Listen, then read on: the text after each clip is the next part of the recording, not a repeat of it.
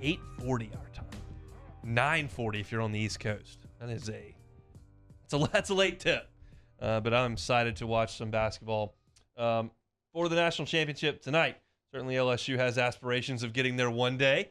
Never done it in program history, and the next guy with the opportunity to do so is Matt McMahon, the head coach of the LSU basketball program. Of course, came from Murray State, and he started to create kind of a pipeline from Murray State to LSU. Justice Hill was the first domino to fall. The point guard from Murray State has signed with LSU. Trey Hannibal was next. Of course, Trey Hannibal started his career at South Carolina and played at Murray State for a couple of years and now is transferring to LSU. So those are the two players that have already determined they're coming with Matt McMahon. Casey Long and Tim Kaine are assistant coaches who have decided they are going to leave Murray State and come to Baton Rouge as well. So those four are confirmed. What we're waiting on is potentially anyone else that may want to come from Murray State to Baton Rouge, specifically the OVC Player of the Year, KJ Williams. To shed a little light on that, we bring into the show Adam Wells. He is the sports director up there at WPSD, Local 6 in Paducah, Kentucky. He joins us now. Adam, thanks for the time. How are you? I'm wonderful, guys. I didn't think I'd be joining you this quickly after talking to you last week about Coach McMahon. Yeah, well, it surprised me a little bit. We knew once this move was made in Baton Rouge that Will Wade was no longer going to be here because of the notice allegations. I thought it was possible that this would be a team that couldn't really field a team next year. I mean, figured most of the roster would left. Turns out all of it did. And I just was having a hard time believing you could convince anyone to come to play for a team that can't reach the postseason in all likelihood, even though we haven't learned that just yet. That hasn't necessarily been the case, as Justice Hill and Trey Hannibal have jumped on board with Coach McMahon here, and then obviously filling out a staff, Casey Long and Tim Kaine has come as well. I want to start on the floor with Justice Hill and Trey Hannibal, backcourt there for Murray State last year. We'll start with Justice Hill. What kind of player is coming down to Baton Rouge there? You are going to see probably the guy that's made the most improvement from one year to the second in my 10 years of covering Murray State. His first year at Murray, he transferred from a JUCO. He averaged about 5 points a game, 2 assists, and then over the summer put in so much time, and this year averaging 13 and 5. So he's a guy who shoots about 35% from three-point range. He had a 36-point outing against Belmont earlier this year at Belmont, and that's a big game for Murray State. So he's a kid that has shown all kinds of progression throughout the season. Also, a really good assist-to-turnover ratio. And if you look at his background, I mean, he's a kid that was recruited to Arkansas originally out of high school, went to Arkansas, and then ended up leaving there after a month or so. But he's the kid that feels like he belongs in the SEC, and I think he'll fit just fine under Matt McMahon at LSU. Trey Hannibal's a guy who spent some time in the SEC at South Carolina, went over to Murray State, was a sixth man for the Racers this past year. What kind of players is LSU getting there? I guarantee you the first time you talk to Matt McMahon about him, he will describe him as a linebacker playing the point guard position. I mean, he is a bulldog. Anytime he gets the ball, he is taking it to the rim every single time with a head full of steam. And if you want to get it his way, good, that's fine, but you might pay the price for it at the other end. But he's a very good defensive player, forced a lot of turnovers for Murray this year. Didn't really shoot the ball a lot from outside, averaged 9.5 rebounds a game. He was really good in Murray State's NCAA tournament run this year. I think he had 18 points against San Francisco in the first round, had 10 points against St. Peter. He was really good for them down the stretch, and yet again, another guy that obviously can prove he belongs in the SEC. With Justice Hill and Hannibal, obviously their first time going in the SEC, what do you think are realistic expectations? Do you think they'll keep close to their average? Do you think they'll maybe be improved on that? Like, how do you think the level of competition is going to be for those two guys? It's definitely going to be a step up. And I was curious, once they committed to LSU, I look back at some of those big games that Murray State had this year, teams like Memphis, Auburn.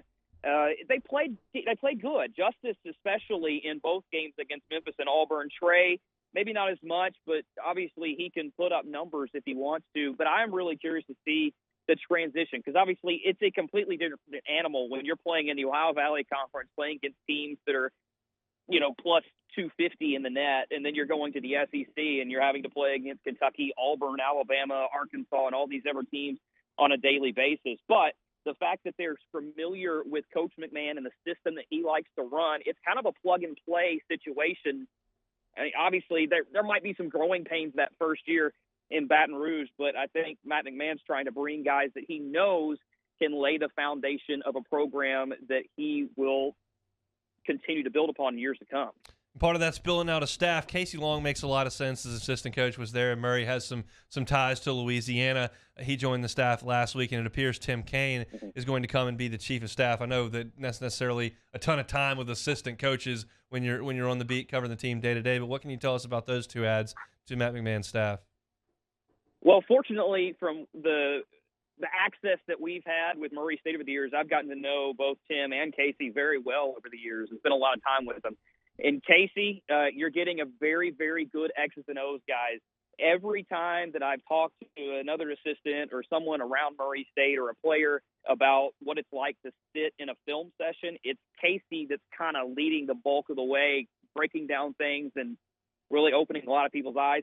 Tim is another really good assistant. I knew he was probably going to end up on LSU on the staff, but I wasn't sure what position he was going to be. And obviously today, finding out he's going to be chief of staff, and that's a great add. And Tim has known Matt since they were little kids. So there's a lot of familiarity there. And obviously you can see Matt is trying to surround himself with people he's familiar with and comfortable with. Obviously, the name that a lot of LSU fans are paying attention to is KJ Williams, who is in the transfer portal and has been for a week. Williams was the OVC Player of the Year. He led Murray State in scoring and rebounding. What can you tell us about what you think of his future? Is there a chance that Coach Prom could keep him there at Murray? And have you heard any schools that he may be looking at? I think with KJ, it's a really interesting question because obviously he's going to test the NBA waters to figure out if it's time for him to make that move up, but he didn't hire an agent. And then he entered the transfer portal after announcing that he was going to test the NBA waters. I think there is a chance he could end up at Murray State, but I think there's a very good chance that he ends up at LSU if the NBA stuff doesn't work out for him. I'm not sure how that's going to play out for him, honestly.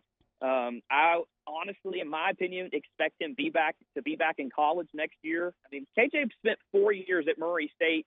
It has a resume that very well could get his jersey hung in the rafters one day at Murray State, and that's saying a lot. And if he moves on to LSU with Coach McMahon, would not shock me at all. But if he does end up at LSU, what you're going to get is a guy that is a big kid that can stretch the floor. I mean, he made 37 threes this year, and it's something that he really developed on his game. And obviously, he scored 4 times in the 30s this year. His high was 39. I mean, he's a really good rounded player, and I think he would transition nicely to the SEC if he decides to make that decision. I'm curious as the reaction up there. We've seen, obviously, with Coach McMahon leaving, we asked you immediately was, hey, this is great. He did such a great job. Go have a great opportunity. Then all of a sudden, your backcourt leaves and Cornelius Williams flips. Is there any sort of change in vibe there with the departure with the Murray State faithful? Oh, how a week changes everything. It's been really interesting to see social media for Murray State fans over the last 5 or 6 days. It's every day there was another kid entering the transfer portal. And as you guys know with LSU, I mean, it's the same thing. Everybody off of last year's team is now gone. Right. Murray State had that same issue. That's just kind of the nature of college basketball now. Unfortunately, when a coach leaves, all the players leave. But with Murray State, you're thinking, okay, we're losing maybe KJ to the NBA, got him Tevin Brown to the NBA. We're bringing back Justice Hill. We're bringing back Trey Hannibal, and then they leave and they go to LSU. Fans are not very happy with Matt right now. They start comparing it to other coaching transitions in years past. Say there was an assistant at Murray State probably about 4 or 5 years ago named James Kane, and James recruited Ja Morant, and that was the big get for Murray, obviously. James left to take an assistant job at Dayton. Well, he said, I'm not going to take you to Dayton with me. Stay at Murray State. That's where you committed. Murray was kind of holding out hope that would happen with Matt. Obviously not the case. But again, players nowadays, they commit to coaches. Yeah. They don't commit to programs. And I think that's kind of this kind of love affair fans have with their schools that is just not reality anymore. I mean, when they're there, they're all in for their schools. But it's really coaches and the assistants that they're there for. I know that state's eaten up with basketball. You're right there in the middle of it. You got a pick for this evening's game? Oh gosh, I really like North Carolina just because they keep on riding the momentum. But I don't know. I'm going to go with North Carolina. Adam, I appreciate some time. All the best.